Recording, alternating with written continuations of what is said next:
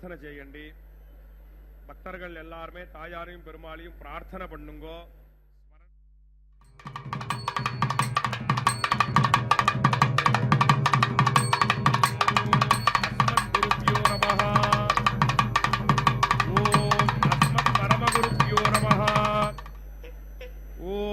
अस्मत् परमेष्टि गुरुभ्यो नमः. ओम अस्मत् सर्वगुरुभ्यो नमः. प्रणम्य शिरसा देवं नारायणमशेषगं रमा वक्षोजकस्तूरी पंकमुद्रिते वक्षसं श्रियः पतिमहं वन्दे श्रीवैकुण्ठनिकेतनं पंचरात्रे प्रवक्तारम् आद्यं नारायणं गुरुं शुक्लांभरधरं विष्णुं शशिवर्णं चतुर्भुजं प्रसन्नवदनं ध्यायेत् सर्वविघ्नोपशान्तये. यस्यद्विरदवक्त्राद्याः पारिषद्याः परस्सतं विघ्नं निघ्नन्ति सततं विश्वक्सेनं तमाश्रये. అందరూ సంకల్ప ముద్రలో ప్రాణాయామాన్ని చేయండి. భక్తులందరూ ప్రాణాయామాన్ని చేయండి. భక్తர்கள் எல்லாருமே ప్రాణాయామத்தை பண்ணுங்கோ. సంకల్ప ముద్రలో కూర్చోండి. భక్తులందరూ సంకల్ప ముద్రలో కూర్చోండి. మీ యొక్క గోత్రములు, నామధేయ నక్షత్రము, మీ కుటుంబంలోని సభ్యుల యొక్క నామధేయ నక్షత్రము మనసులో ఒకసారి సంకల్పించండి. సంకల్ప విధానం తెలిసిన వారు సంకల్పాన్ని చేయండి. సంకల్ప విధానం రానివారు అమ్మవారిని స్వామివారిని ప్రార్థన చేయండి. பக்தர்கள் எல்லாருமே சங்கல்ப முத்திரையில உக்காந்துக்கோங்க. உங்களுடைய கோத்திரம், நாமதேய நட்சத்திரம், குடும்பத்தில் எல்லாருடைய நாமதேய நட்சத்திரம் மனசுல ஒரு வாட்டி சங்கல்பத்தை பண்ணுங்கோ. சங்கல்ப விதானம் தெரிஞ்சவா சங்கல்பத்தை பண்ணுங்கோ. சங்கல்ப விதானம் தெரியாதவா தாயாரையும் பெருமாளையும் பிரார்த்தனை பண்ணுங்கோ. सर्वेषां भक्तजनानां क्षेमस्थैर्य विजयवीर्य अभय आयुरारोग्य ऐश्वर्य अभिवृद्ध्यर्थं धर्मार्थ काम्यमोक्ष चतुर्विध फलपुरुषार्थ सिद्ध्यर्थं मनोवांछता फलसिद्ध्यर्थं राजद्वारे सर्वकार्य अनुकूलता सिद्ध्यर्थम आरोग्य दृढ़गात्र वज्र शरीराभिवृद्ध्यर्थम लोकक्षेमार्थम श्री पद्मावती श्रीनिवास कृपाकटाक्ष सिद्ध्यर्थम कल्याण महोत्सवम आचार्य मुखेन अद्य करिष्ये सर्वं श्री वेंकटेशार्पणमस्तु. गोविंद गोविंद. पद्मप्रिये पद्मिनि पद्महस्ते पद्मालये पद्मदलायताक्षि विश्वप्रिये विष्णुमनोनुकूले त्वत्पादपद्मं मयि सन्निधत्स्व. नमः पद्मावत्यै. पद्मावती अम्मनवर ಕಲ್ಯಾಣೋತ್ಸವ ಕಾರ್ಯಕ್ರಮವನ್ನು ನಾವೆಲ್ಲರೂ ವೀಕ್ಷಿಸ್ತಾ ಇದ್ದೇವೆ. ಅಖಿಲಾಂಡ ಕೋಟಿ ಬ್ರಹ್ಮಾಂಡ ನಾಯಕನ ಅತ್ಯಂತ ಪ್ರೀತಿಗೆ ಪಾತ್ರಳಾಗಿರ್ತಕ್ಕಂತಹ ಪದ್ಮಾವತಿ ಅಮ್ಮನವರ ಕಲ್ಯಾಣೋತ್ಸವ ಕಾರ್ಯಕ್ರಮ ನಮ್ಮೆಲ್ಲರಿಗೂ ಕೂಡ ಆನಂದವನ್ನು ಉಂಟು ಮಾಡತಕ್ಕಂತಹ ತಾಯಿಯ ಈ ಉತ್ಸವದಲ್ಲಿ ದೇಶದ ನಾನಾ ಮೂಲೆಗಳಿಂದ ಬಂದ ಭಕ್ತರೆಲ್ಲರೂ ಕೂಡ ಪಾಲ್ಗೊಳ್ತಾ ಇದ್ದಾರೆ. ಅಂತಹ ಆ ಭಕ್ತರಿಂದ ಮೊಟ್ಟ ಮೊದಲಿಗೆ ಸಂಕಲ್ಪವನ್ನು ಮಾಡಿಸಿ ತಾಯಿ ಪದ್ಮಾವತಿ ಅಮ್ಮನವರ ಕಲ್ಯಾಣೋತ್ಸವ ಕಾರ್ಯಕ್ರಮವನ್ನು ಪಾಂಚರಾತ್ರ ಆಗಮೋಕ್ತ ಪ್ರಕಾರವಾಗಿ ಅತ್ಯಂತ ವೈಭವದಿಂದ ಆರಂಭಿಸಿರುವಂತಹದ್ದನ್ನು ನಾವೆಲ್ಲರೂ ವೀಕ್ಷಿಸ್ತಾ ಇದ್ದೇವೆ. ತಾಯಿಯ ದೇಗುಲದ ಗೋಪುರ ದರ್ಶನವನ್ನು ಹಾಗೂ ವಿಮಾನ ದರ್ಶನವನ್ನು ಪಡೆದುಕೊಳ್ಳುತ್ತಾ ಶ್ರೀನಿವಾಸ ದೇವರ ದಿವ್ಯವಾದಂತಹ ದರ್ಶನ ಹಾಗೂ ಪದ್ಮಾವತಿ ಅಮ್ಮನವರ ಮುಖಕಮಲದ ದರ್ಶನದೊಂದಿಗೆ ಈ ಕಲ್ಯಾಣೋತ್ಸವ ಕಾರ್ಯಕ್ರಮವನ್ನು ನಾವೆಲ್ಲರೂ ಕೂಡ ಪಾಲ್ಗೊಳ್ಳುವುದರಲ್ಲಿ ಆರಂಭಿಸ್ತಾ ಇದ್ದೇವೆ. ಅತ್ಯಂತ ಭಕ್ತಿಯಿಂದ ಶ್ರದ್ಧೆಯಿಂದ ಪದ್ಮಾವತಿ ಅಮ್ಮನವರ ನಾಮಸ್ಮರಣೆಯನ್ನು ಮಾಡುತ್ತಾ ಹಾಗೂ ಶ್ರೀನಿವಾಸ ದೇವರ ದಿವ್ಯವಾದ ಪಾದಪದ್ಮಗಳನ್ನು ಆಶ್ರಯಿಸುತ್ತಾ ಶುದ್ಧಿ ಪುಣ್ಯಾಹ ವಾಚನ ಅನ್ನುವಂತಹ ಕಾರ್ಯಕ್ರಮ, ಶುದ್ಧಿ ಪುಣ್ಯಾಹ ವಾಚನ ಕಾರ್ಯಕ್ರಮ, ಅದರಲ್ಲಿಯೂ ಕೂಡ ನಿರ್ವಿಘ್ನ ಪರಿಸಮಾಪ್ತಿಗಾಗಿ ವಿನಾಯಕನ ಪೂಜೆಯ ಪರ್ಯಾಯವಾಗಿ ವಿಶ್ವಕ್ಸೇನನ ಆರಾಧನೆಯನ್ನು ಮಾಡುತ್ತಾ ತಾಯಿಯ ಉತ್ಸವವನ್ನು ಆರಂಭಿಸ್ತಾ ಇದ್ದಾರೆ. ಸ್ಥಳ ಶುದ್ಧಿ, ವಾತಾವರಣ ಶುದ್ಧಿ, ದ್ರವ್ಯ ಶುದ್ಧಿ, ಆತ್ಮಶುದ್ಧಿಗಾಗಿ ನಡೆಸುವಂತಹ ಕಾರ್ಯಕ್ರಮವೇ ಶುದ್ಧಿ ಪುಣ್ಯಾಹ ವಾಚನೆ ಅಥವಾ ಅದನ್ನು ಸ್ವಸ್ತಿ ಪುಣ್ಯಾಹ ವಾಚನೆ ಎಂಬುದಾಗಿ ಕರೆಯುತ್ತಾರೆ. ಅಂತಹ ಶುದ್ಧಿ ಪುಣ್ಯಾಹ ವಾಚನ ಕಾರ್ಯಕ್ರಮದ ನಂತರ ಸ್ವಾಮಿಯ ಬಲಗೈಗೆ ಕಂಕಣ ಧಾರಣೆ, ಪದ್ಮಾವತಿ ಅಮ್ಮನವರ ಎಡಗೈಗೂ ಕೂಡ ಕಂಕಣವನ್ನು ಕಟ್ಟಿ ಕಂಕಣ ಧಾರಣೆ ರಕ್ಷಾಬಂಧನ ಅನ್ನುವಂತಹ ಕೈಂಕರ್ಯವನ್ನು ಪೂರ್ಣಗೊಳಿಸುತ್ತಾರೆ. ಶ್ರೀನಿವಾಸ ದೇವರಿಗೆ ಯಜ್ಞೋಪವೀತವನ್ನು ಸಮರ್ಪಣೆ ಮಾಡಿ ಕನ್ಯಾದಾನ ಕೈಂಕರ್ಯವನ್ನು ನೆರವೇರಿಸುವಂತಹದ್ದು. ತಾಯಿಗೂ ಭಗವಂತನಿಗೂ ಸೇರುವಂತೆ ಉದ್ದವಾದಂತಹ ಪುಷ್ಪಮಾಲೆಯನ್ನು ಸಮರ್ಪಣೆ ಮಾಡಿ ಬಹಳ ಭಕ್ತಿಯಿಂದ, ಶ್ರದ್ಧೆಯಿಂದ, ಅತ್ಯಂತ ಉತ್ಸಾಹದಿಂದ ಈ ಕನ್ಯಾದಾನ ಅನ್ನುವಂತಹ ಕೈಂಕರ್ಯವನ್ನು ನೆರವೇರಿಸುತ್ತಾರೆ. ಸ್ವಾಮಿಗೂ ಭಗವಂತನಿಗೂ ಸೇರುವಂತೆ ಉದ್ದವಾದಂತಹ ಪುಷ್ಪಮಾಲೆಯನ್ನು ಸಮರ್ಪಣೆ ಮಾಡಿ ಮಧ್ಯದಲ್ಲಿ ತೆಂಗಿನಕಾಯಿ ಅದರ ಮೇಲೆ ಆ ಮಾಲೆ ಬರುವಂತೆ ಮಾಡಿ ಕೈಯಲ್ಲಿ ಮಂತ್ರಾಕ್ಷತೆ ಹಿಡಿದು ಮಂತ್ರಗಳನ್ನು ಉಚ್ಚರಿಸುತ್ತಾ ಕಟ್ಟ ಕಡೆಯಲ್ಲಿ ಕ್ಷೀರದಿಂದ ಅಭಿಷೇಕವನ್ನು ಆಚರಿಸಿ ನಂತರ ತಾಯಿಗೆ ಮಂತ್ರಾಕ್ಷತೆಯನ್ನು, ಭಗವಂತನಿಗೂ ಕೂಡ ಮಂತ್ರಾಕ್ಷತೆಯನ್ನು ಸಮರ್ಪಿಸಿ ಪುಷ್ಪಮಾಲೆಯನ್ನು ತಾಯಿಯ ಸಿಂಹಾಸನದಲ್ಲಿ ಅರ್ಪಿಸಿ ಅಗ್ನಿ ಪ್ರತಿಷ್ಠೆಯನ್ನು ಮಾಡಿ ಮಂಗಳಕರವಾದ ಮಾಂಗಲ್ಯ ಪೂಜೆಯನ್ನು ಮಾಡಿ ಸ್ವಾಮಿಯ ಕೈಯನ್ನು ಮುಟ್ಟಿಸಿ ಪದ್ಮಾವತಿ ಅಮ್ಮನವರ ಕೊರಳಿಗೆ ಮಾಂಗಲ್ಯ ಧಾರಣೆ ಅನ್ನುವಂತಹ ಕೈಂಕರ್ಯವನ್ನು ಕೂಡ ನಾವು ವೀಕ್ಷಿಸಲಿದ್ದೇವೆ. ಕರ್ಪೂರ ನೀರಾಜನವನ್ನು ಸಮರ್ಪಿಸುತ್ತಾರೆ. ಮಾಲಾ ಪರಿವರ್ತನೆ, ಅಕ್ಷತಾರೋಪಣೆ, ಎಲ್ಲ ಕೈಂಕರ್ಯಗಳನ್ನು ತಾಯಿಯ ದಿವ್ಯವಾದಂತಹ ಈ ಸನ್ನಿಧಾನದಲ್ಲಿ ಸಕಲ ವೇದಗಳ ಆಗಮಗಳ ಅಭಿಮಾನಿನಿಯಾದಂತಹ ತಾಯಿ ಪದ್ಮಾವತಿ ಅಮ್ಮನವರು ವೇದ ಪಂಡಿತರಿಂದ ವೇದ ಮಂತ್ರಗಳ ಪಾರಾಯಣ ರೂಪವಾದ ಸೇವೆಯನ್ನು ಪಡೆದುಕೊಳ್ಳುತ್ತಾ ಭಕ್ತರಾದ ನಮ್ಮೆಲ್ಲರಿಗೂ ಕೂಡ ವೇದವನ್ನು ಕೇಳುವ ಭಾಗ್ಯವನ್ನು ಕಲ್ಪಿಸಿಕೊಡುತ್ತಾ ವಿಶೇಷವಾದ ತಮ್ಮ ಈ ಕಲ್ಯಾಣೋತ್ಸವ ಕಾರ್ಯಕ್ರಮವನ್ನು ಪಾಂಚರಾತ್ರ ಆಗಮುಕ್ತ ಪ್ರಕಾರವಾಗಿ ಪಡೆದುಕೊಳ್ಳತಕ್ಕಂತಹದ್ದು. ಭಕ್ತರಾದ ನಾವೆಲ್ಲರೂ ಕೂಡ ಈ ಕಾರ್ಯಕ್ರಮದಲ್ಲಿ ಭಾಗಿಗಳಾಗಿ ಪದ್ಮಾವತಿ ಅಮ್ಮನವರ ಹಾಗೂ ಶ್ರೀನಿವಾಸ ದೇವರ ಪರಮಾನುಗ್ರಹಕ್ಕೆ ಪಾತ್ರರಾಗಿ ಕೃತಕೃತ್ಯರಾಗೋಣ. ಶ್ರೀ ವೆಂಕಟೇಶ್ವರ ಭಕ್ತಿ ವಾಹಿನಿಯವರು ಬಹಳ ಸೌಹಾರ್ದತೆಯಿಂದ ಕಾರ್ಯಕ್ರಮದ ಪ್ರತ್ಯಕ್ಷ ಪ್ರಸಾರವನ್ನು ನಮ್ಮೆಲ್ಲರೊಂದಿಗೆ ಹಂಚಿಕೊಳ್ತಾ ಇದ್ದಾರೆ. ನಾವು ಕೂಡ ನಮ್ಮ ಬಂಧು ಬಾಂಧವರು ಮಿತ್ರರು ಎಲ್ಲರನ್ನ ಈ ಕಾರ್ಯಕ್ರಮದಲ್ಲಿ ಭಾಗಿಗಳನ್ನಾಗಿ ಮಾಡುತ್ತಾ ತಾಯಿಯ ಪರಮಾನುಗ್ರಹಕ್ಕೆ ಪಾತ್ರರಾಗೋಣ. ಶ್ರೀನಿವಾಸ ದೇವರ ಪರಮಾನುಗ್ರಹಕ್ಕೆ ಪಾತ್ರರಾಗೋಣ. ಪದ್ಮಪ್ರಿಯೆ ಪದ್ಮಿನಿ ಪದ್ಮಹಸ್ತೆ ಪದ್ಮಾಲಯೆ ಪದ್ಮದಳಾಯತಾಕ್ಷಿ ವಿಶ್ವಪ್ರಿಯೆ ವಿಷ್ಣು ಮನೋನುಕೂಲೆ ತ್ವತ್ಪಾದಪದ್ಮಮ್ಮಯಿ ಸನ್ನಿಧತ್ಸ್ವ. ನಿನ್ನ ಪಾದಪದ್ಮವನ್ನು ನಮ್ಮ ಹೃದಯ ಮಂದಿರದಲ್ಲಿರಿಸಿ ನಮ್ಮನ್ನು ಉದ್ಧರಿಸು ಹೇ ತಾಯಿ. ಹೊಸ ಕಣ್ಣು ಎನಗೆ ಹಚ್ಚಲಿಬೇಕು ಜಗದಂಬ ವಸುದೇವ ಸುತನ ಕಾಂಬುದಕ್ಕೆ. ಆ ಭಗವಂತನನ್ನು ನೋಡಬೇಕು ಅಂತಾದರೆ ಈ ಚರ್ಮದ ಕಣ್ಣಿನಿಂದ ಸಾಧ್ಯವಿಲ್ಲ. ಒಳಗಡೆ ಜ್ಞಾನ ಅನ್ನತಕ್ಕಂತಹ ಚಕ್ಷುಸ್ಸು ಬೇಕು. ಆ ಜ್ಞಾನ ಚಕ್ಷುಷನ್ನು ನೀಡಿ ನಮ್ಮನ್ನು ಉದ್ಧರಿಸು ಹೇ ತಾಯಿ ಎಂಬುದಾಗಿ ಪ್ರಾರ್ಥಿಸುತ್ತಾ ನಮಃ ಪದ್ಮಾವತ್ಯೈ ವೇದ ಮಂತ್ರಗಳನ್ನು ಕೇಳುತ್ತಾ ಕಾರ್ಯಕ್ರಮವನ್ನು ವೀಕ್ಷಿಸಿ ಕೃತಕೃತ್ಯರಾಗೋಣ.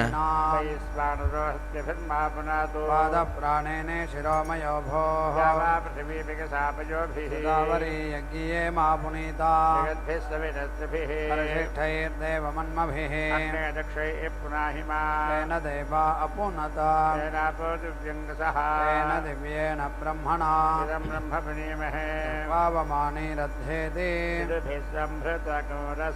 ಸರ್ವಗಂ ಸಭೂತಮಶ್ನಾತಿ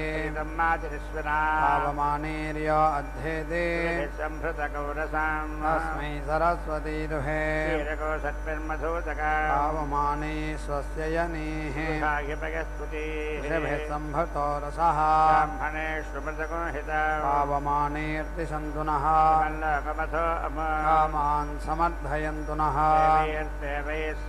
ಪಾವಮಾನಿ ಸ್ವಸ್ಯ ಯನೀಃ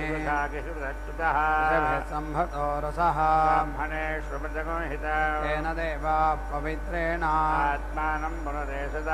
ತೇನ ಸಹಸ್ರಧಾರೇಣ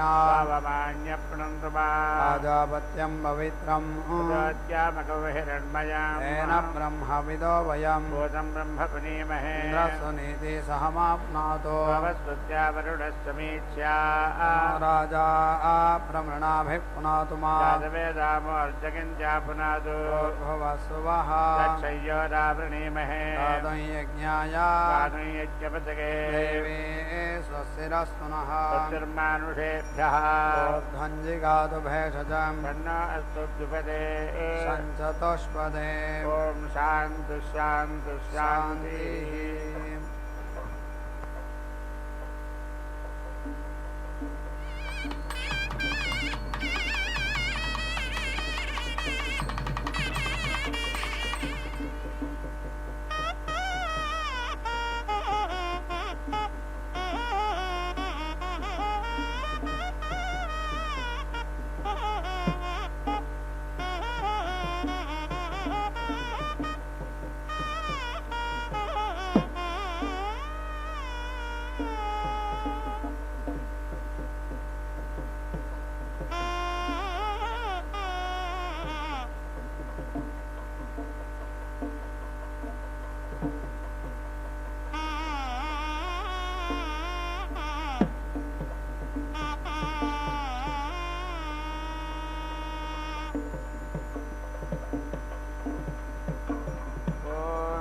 येन वै सहस्रशैति सहस्रशः प्रजापतिरिति प्रजापतिः प्रजा इति प्रजाः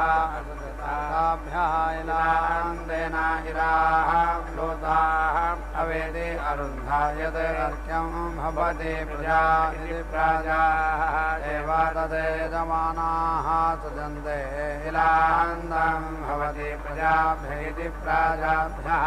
एव सृष्टाभ्यः इरां लोताः अवेदे रुन्धते तस्मात् यां समां सत्रं समृद्धमिति संरुद्धं शोधकाः तां समां प्रजा इति प्रजाः इदं हि आसाः पूर्वम् आचरत इत्याचरते यां समां निरद्धमिति विरुद्धम् अक्षोदुकाः तां समां प्रजा इति प्रजाः नाहि आसाः विषं पूर्वम् आचरत इत्याचरते क्रोधमित्युक्ते क्रोधं कुर्वते यथा बन्धात् मुचानाः क्रोधमित्युक्ते क्रोधं कुर्वते एवम् एव तदेयमानाः देवबन्धानि देवबन्धानि मुचानाः क्रोधमित्युक्ते क्रोधं कुर्वते इषं ऊर्जम् आत्मन्नेदधानाः वानः सततं दरिति सता तन्तुः भवति सदायुरिति सदा आयुः पुरुषः सतेन्द्रिय इति सदा इन्द्रियः आयुषि एव इन्द्रिये प्रतीति आयं धावन्ति अनभिजितस्येत्यनभिजितस्य अभिजित्या इत्यभिजित्यैः दुन्दुभेन समाघ्नन्तीति आघ्नन्ति परमा वै एषा वाक् या दुन्दुभौ परमाम् एव वाचम् अवेदे रुन्धते भूमि दुन्दुभिमिति भूमि दुन्दुभिम् एति घ्नन्ति या एव इमां वाक् प्रविष्टेति प्रविष्टाः ताम् एव अवेदे रुन्धते अथो इति इमाम् एव सर्वाः वाचः भवन्ति सर्वासां वाचाम् अवरुद्ध्या इत्यवरुद्धैः आर्द्रे कर्मण्ये व्यायच्छेते इति व्यायच्छेते इन्द्रियस्य अवरुद्ध्या इत्यवरुद्धैः एते अन्यः क्रोशति प्रेति अन्यः संसति यः आक्रोशति इत्याह क्रोशति पुनाति एव येनान् सहायः प्रसंसति प्रसंसति भूतेषु एव अन्नाद्यमित्यन्नाद्यं दधाति ऋषिकृतमित्यधिकृतम् वै एते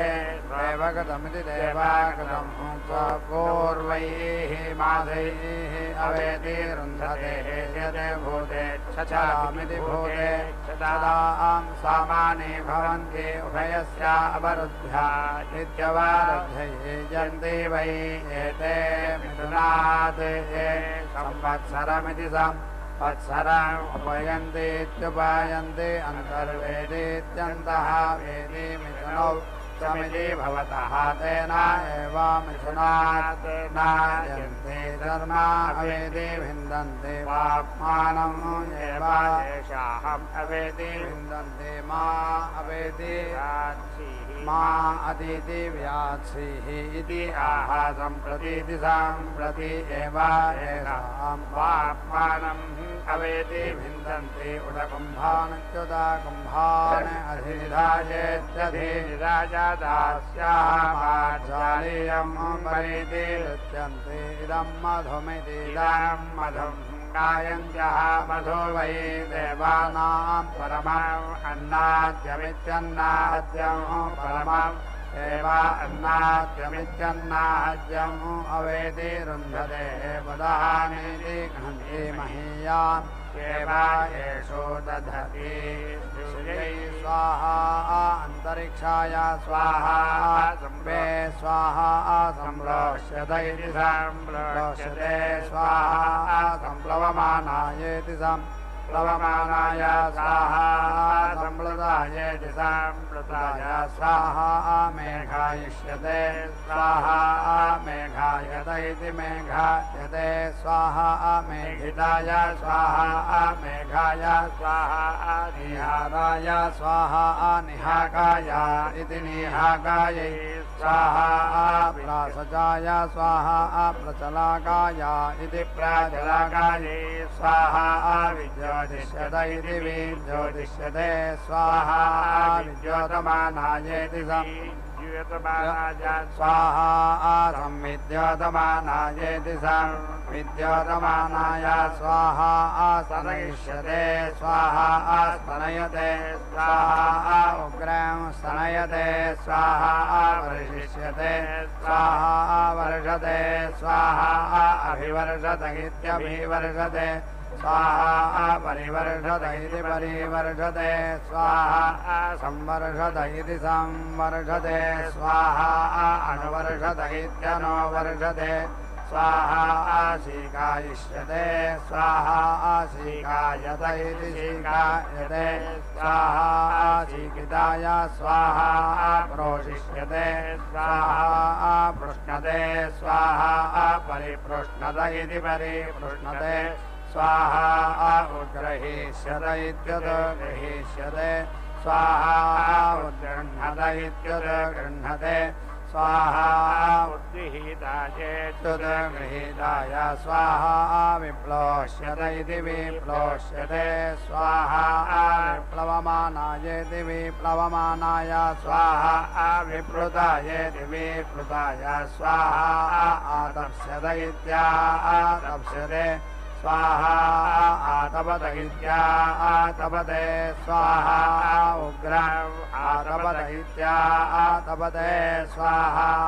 ऋग्भ्य इत्येभ्यः स्वाहा यजुर्भ्य इति यजुर्भ्यः स्वाहा सामभ्य इति सामभ्यः स्वाहा अंगिरभ्य इत्यंगिरभ्यः स्वाहा वेदेभ्यः स्वाहा गाथाभ्यः स्वाहा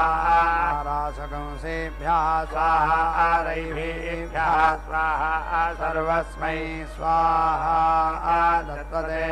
स्वाहा अदन्तकाय स्वाहा प्राणिने स्वाहा अप्राणाय स्वाहा मुखवत इति मुखवते स्वाहा अमुखाय स्वाहा नासिकवत इति नासिकावते स्वाहा अनासिकाय स्वाहा अक्षन्वत इत्यक्षन्वते स्वाहा अनस्थिकाय स्वाहा कर्णिने स्वाहा अकर्णकाय स्वाहा शीर्षन्वत इति शीर्षन्वते स्वाहा अशीर्षकाय स्वाहा पद्वत इति पदे पदे स्वाहा अपादकाय स्वाहा प्राणत इति प्राणते स्वाहा अप्राणत इत्यप्राणते स्वाहा आवदते स्वाहा अवदते स्वाहा आवश्यते स्वाहा अवश्यते स्वाहा शृण्वते स्वाहा अशृण्वते स्वाहा मनस्विने स्वाहा अमनसे स्वाहा तेजस्विने स्वाहा अरेदस्कायेत्यरेदः काय स्वाहा प्रजाभ्य इति प्राजाभ्यः स्वाहा प्रजनराजेति प्राजनराज स्वाहा लोमवत इति लोमावते स्वाहा अलोमकाय स्वाहा त्वचे स्वाहा अत्वक्काय स्वाहा चर्मन्वत इति चर्मन्नेवते स्वाहा अचर्मकाय स्वाहा लोहितवत इति लोहितावते स्वाहा अलोहिताय स्वाहा मागं सन्वत इति मागं सन्वते स्वाहा अमागंसकाय स्वाहा स्नावभ्य इति स्नावाभ्यः स्वाहा अस्नावकाय स्वाहा अस्सन्वत इत्यस्सन्वते स्वाहा मत्स्यकाय स्वाहा मज्जन्वत इति मज्जन्वते स्वाहा अमज्जकाय स्वाहा अङ्गिने स्वाहा अरङ्गाय स्वाहा आत्मने स्वाहा अनात्मने स्वाहा सर्वस्मै स्वाहा कः स्वाहा युनः युनक्ति सः स्वाहा युनक्तो विष्णो स्वाहा युनक्तो अस्य यज्ञस्य ऋद्धिमख्यम् सन्नद्यायति साङ्गैः अमुष्मैः कामाय आयुषे स्वाहा प्राणायेति प्राणाय स्वाहा अपानायेत्यपानाय स्वाहा व्यानायेति विअनाय स्वाहा यज्ञागति विवृष्टिः स्वाहा रय्यै स्वाहा राधसे स्वाहा घोषाय स्वाहा पोषाय स्वाहा आरात् घोषायेत्यारात् घोषाय स्वाहा प्रच्युत्या इति प्राच्युते स्वाहा अग्नये गायत्राय ध्रुवदयिते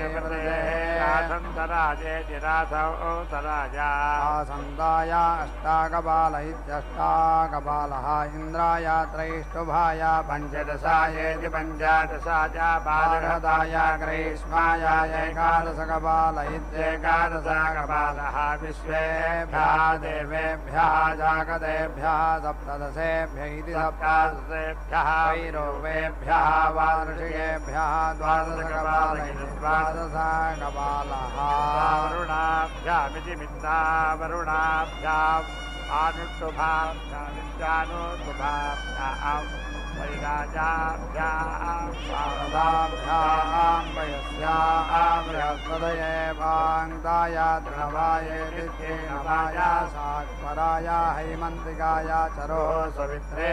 आदिच्छन्दसायेत्यादिच्छन्दसाय त्रयस्त्रिकंसायेति त्रयः त्रिकंसाय रैवताय शैशिराय द्वादशकपालगिति द्वादशकपालः आदित्यै विष्णुपत्या इति विष्णुपत्नीः चरो अग्नये वैश्वानराय द्वादशकपालगिति द्वादशकपालः अनुमत्या इत्यनुमत्तिः चरो कायः एककपाल इत्येककपालः यः वै अग्नौ अग्निः प्रक्रियत इति प्राक्रियते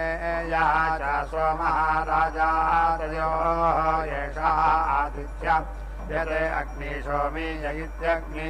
सोमीयः स एषः रुद्रः यः चीयते यत् सञ्चित इति संचितेः अग्नौ एतानि हविगंसेन निर्वपेदिति निःवपेत् एषः एव रुद्रः शान्तः उपोत्थायेत्युपउत्थाय प्रजामिति प्राजां वसून् यजमानस्य अभीति मन्येत यत् सञ्चित इति संचितेः अग्नौ एतानि हविगंसेन निर्वपतीति निःवपति भागधेयेनेति भागाधेयेन एव एनं समयति न अस्य रुद्रः अशान्तः उपोत्सायेत्युपोत्साय प्रजामिति प्राजां वसून् अभीति मन्यते दश हविगंसे भवन्ति न वा वै पुरुषे प्राणा इति प्राणानाभिः दशमे प्राणानिति गाहनाने यजमाने ददाति अथो इति दशा अक्षरेति दशा अक्षराः विराडिति विराट् अन्नः विराडिति विराट् विराजेति विराजे एव अन्नाद्य इत्यन्नाद्ये प्रतीति तिष्ठति ऋतुभिः वै एषः छन्दोभिरिति छन्दाभिः स्वामैः पृष्टैः चेतव्यः इति आहूयते एतानि हविगंसे निर्वपतीति निःवपति ऋतुभिरित्ऋतुभिः एव छन्दोभिरिति छन्दःभिः सोमैः वृष्टैः चिनुतेः द्विजः शुवानेन अभिजित्या इत्यभिजित्याः इति आहूयते एतानि हविगंसे निर्वपतीति निःवपति दिशाम् अभिजित्या इत्यभिजित्यैः एतया वै इन्द्रौ देवाः अयाजयन् तस्मात् इन्द्रसवैति इन्द्रसवः एतया मनुष्याः मनसव इति मनोसवः यथा इन्द्रा देवानां यथा मनोः मनुष्याणाम् एव भवति यः एवं विद्वान् एतया इष्ट्या यजते दिग्वतिः पुरोणवाक्या इति पुनः अनुवाक्याः भवन्ति सर्वासां दिशाम् अभिजित्या इत्यभिजित्यैः या प्राणत इति प्राणतः निमिषत इति निमिषतः महित्वेति महि वा एकः इति राजा जगतः बभूव यः ईशे अस्य द्विपद इति द्विपदः चतुष्पदगिति चतुःपदः कस्मै देवाय हविषा विधेमा उपयामगृहीतः असि प्रजापतय इति प्रजापतये स्वाहा जुष्टः गृह्णामि तस्य देव्योः महिमा नक्षत्राणि रूपम् आदित्याः तेजः तस्मै स्वाहा महिम्ने प्रजापतय इति प्रजापतये स्वाहा यः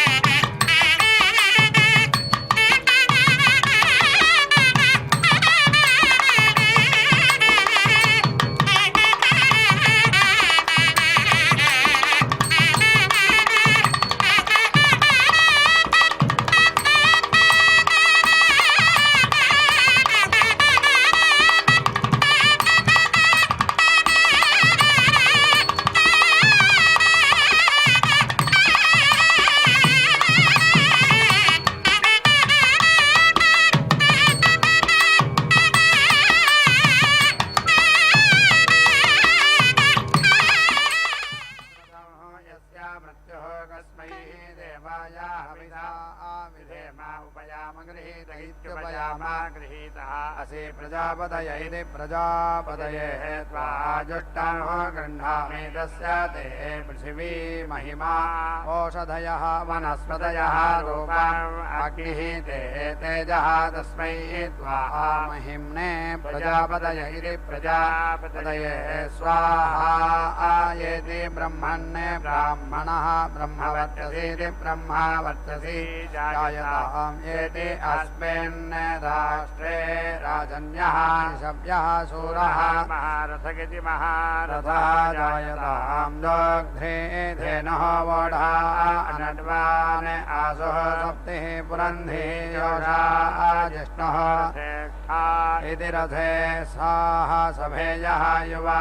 येति अस्य यजमानस्य वीरः जायताम् निकामे निकामे इति निकामे निकामे नः पर्जन्यः वर्षतो फलिन्यः नः ओषधयः वच्यन्ताः योगक्षेम इति योगक्षेमः नः कल्पताम् येति अक्राने वाजी पृथिवीम् अग्निम् यजम् अकृता वाजी अर्वाः येति अक्राने वाजी अन्तरिक्षम् वायुम् यजम् अकृता वाजी अर्वाद्यः ते वाज्याम् वाजी येति अग्रग्रस्ता सूर्यम् यजम् अकृता वाजी अर्वाः अग्निः ते वाजन्यम्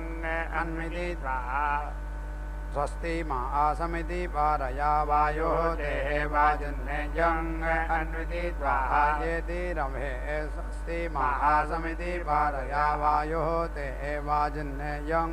अन्विदित्वा येति रमे स्वस्ति महासमिति पारया आदित्याः देवाजन्यं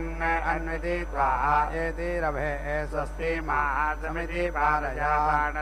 प्राणाधृके असि प्राणमिति प्राण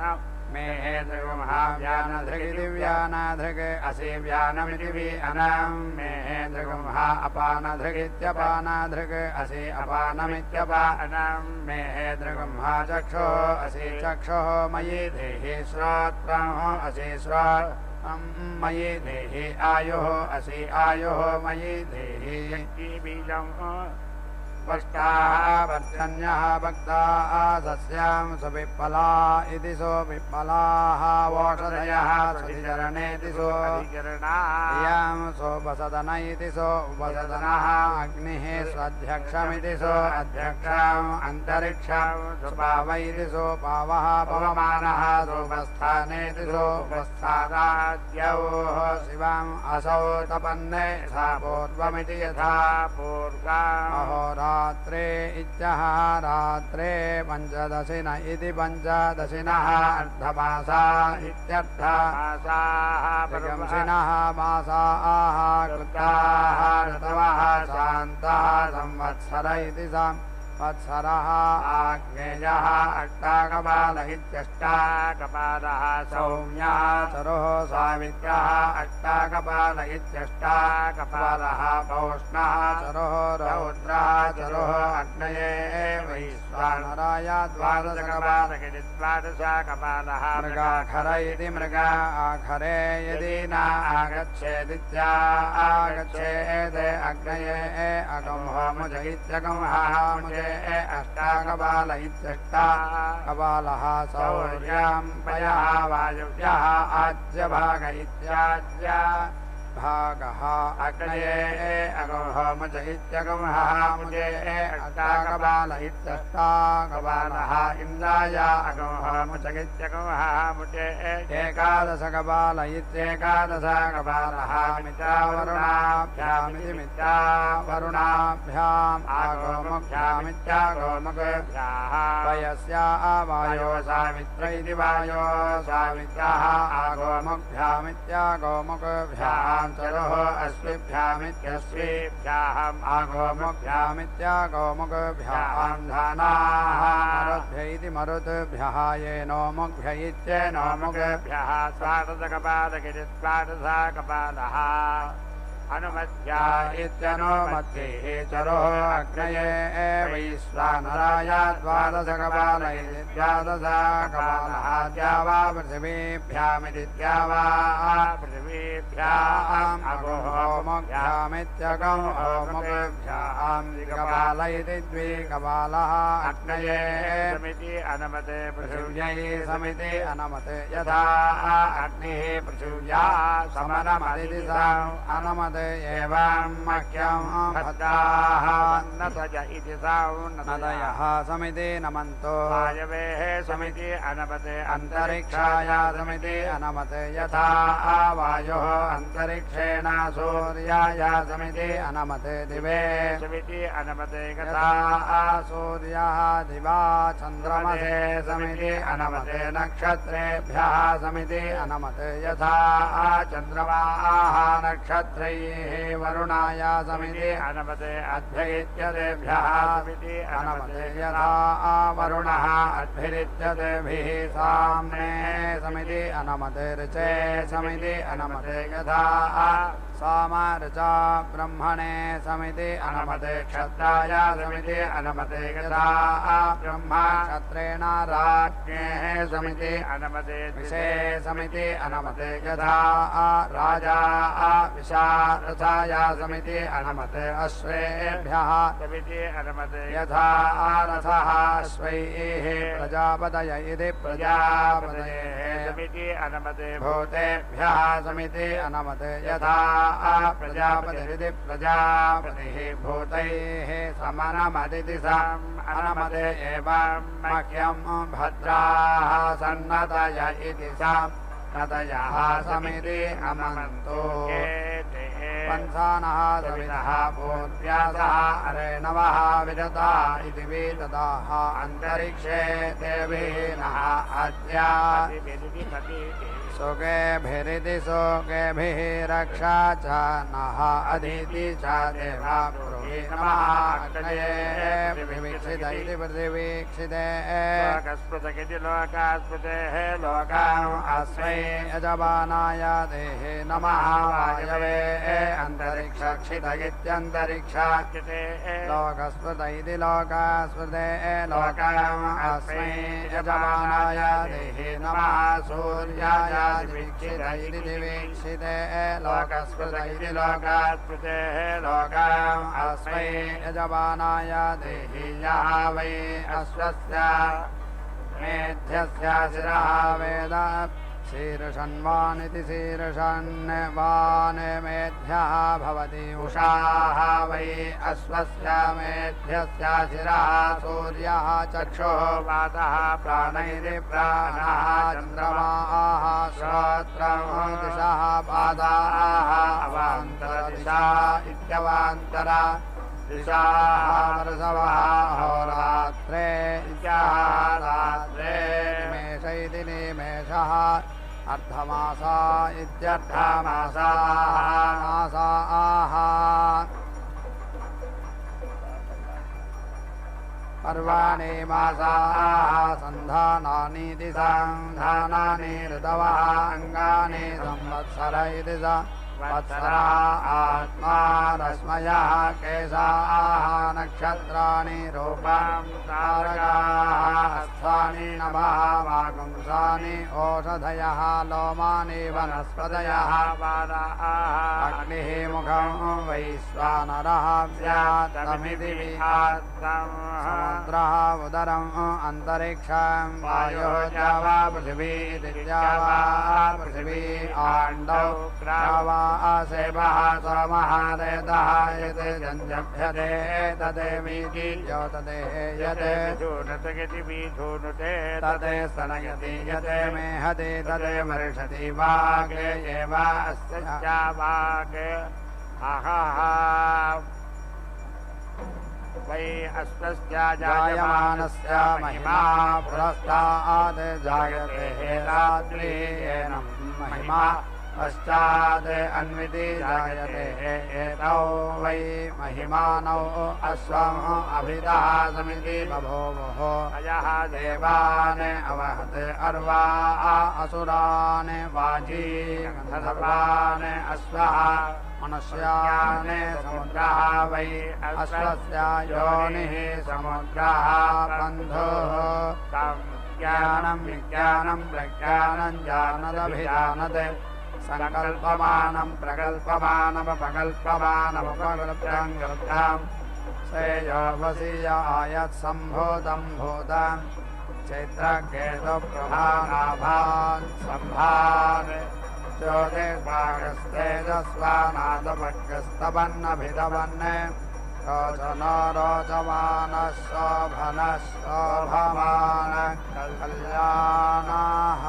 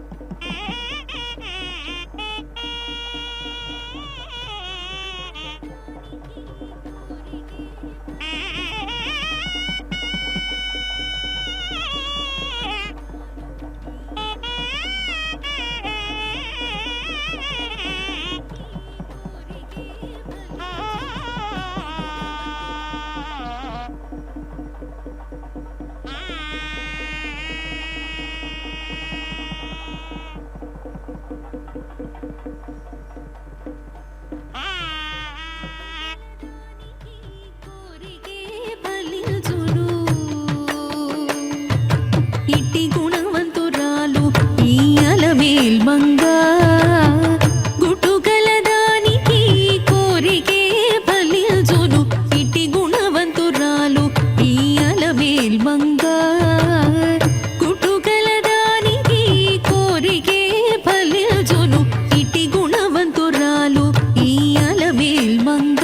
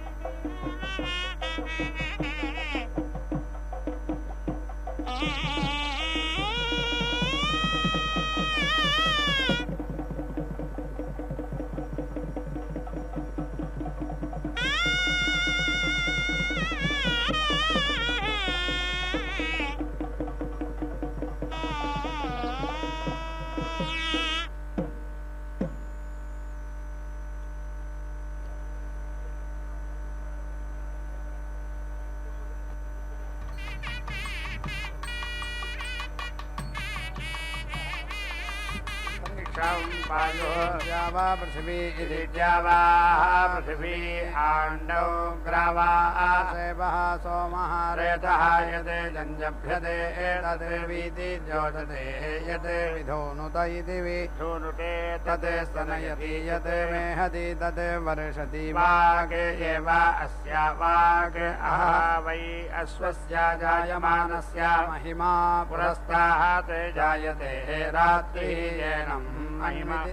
महिमा पश्चात् अन्विति जायते एतौ वै महिमानौ अश्वम् अभितः समिति बभूवतुः अयः देवान् अवहत् अर्वा असुरान् वाजी गन्धर्वान् अश्वः मनुष्यान् समुद्रः वै अश्वस्य योनिः समुद्रः बन्धुः यो दीक्षामतिरेचयति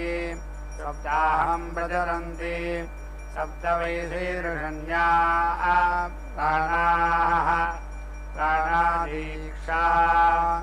प्राणैरेव प्राणां दीक्षामवरुन्धे पूर्णाहुतिमुत्तमां जुहोति सर्वं वै पूर्णाहुतिः सर्वमेवाप्नोति अथ इयं वै पूर्णाहुतिः अस्यामेव प्रतिष्ठति नारायणाय विद्महे वासुदेवाय धीमहि तन्नो विष्णुः प्रचोदयात् स्वाहा महादेव्यै च विद्महे विष्णुपत्न्यै च धीमहि तन्नो लक्ष्मीः प्रचोदयात् स्वाहा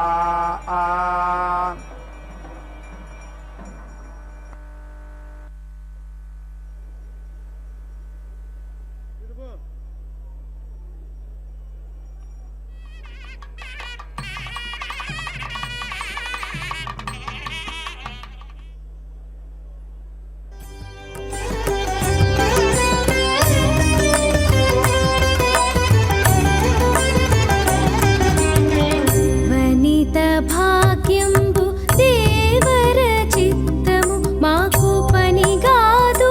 ఇంక నీ పాదంబులానా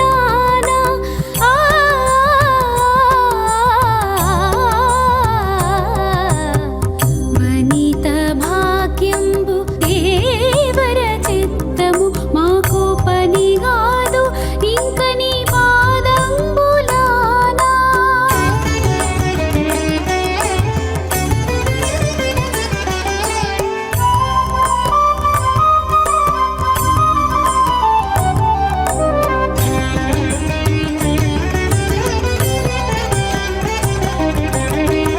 అడబాలసతి బోనమారగించు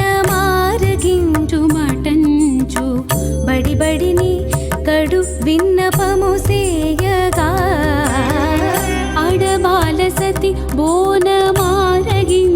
మటంచు బడిబడిని కడు విన్నపము సేయగా పుడుగని పరాకుతో నుండి నెచ్చలి మీద పుడుగని పరాకుతో నుండి నెచ్చలి మీద వడలి ఒరగినది నీ పాదంబులానా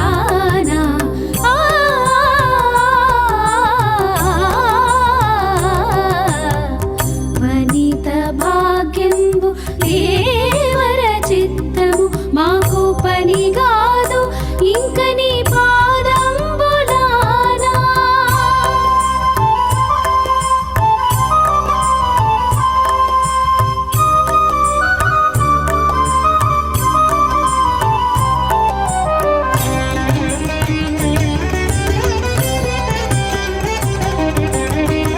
అడపంబు సతి వీడేమవతరింపు మటంచు అడరి కపురపు పలుకందీయగా అడపంబు సతి వీడేమవతరింపు మటంచు అడరి కపురపు పలుకందీయగా కడకంట చూడదిదే కాతాళము మరపో కడకంట చూడదిదే కాతాళము మరపో పడతి ఎప్పుడు నీ పాదంబులానా